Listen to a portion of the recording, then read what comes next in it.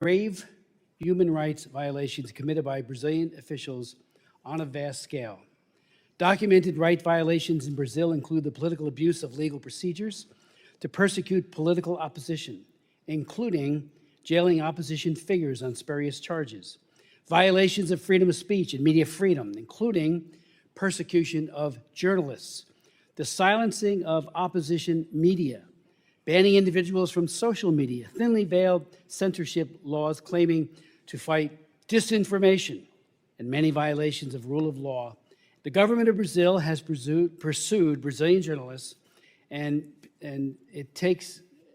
political opponents in the United States of America as well.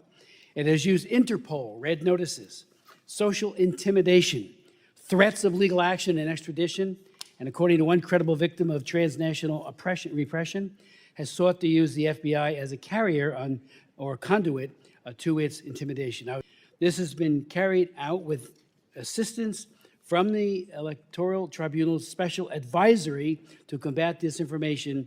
It acts as a ministry of truth, so-called. In fact, the crackdown is largely in the name of one man, Brazilian Supreme Court Justice Alexandre de Morais. In late January of 2023, the New York Times reported, referring to Morais, quote, this is from the New York Times, using a broad interpretation of the court's powers, he has pushed to investigate and prosecute, as well as to silence on social media, anyone he deems a menace to Brazil's institutions.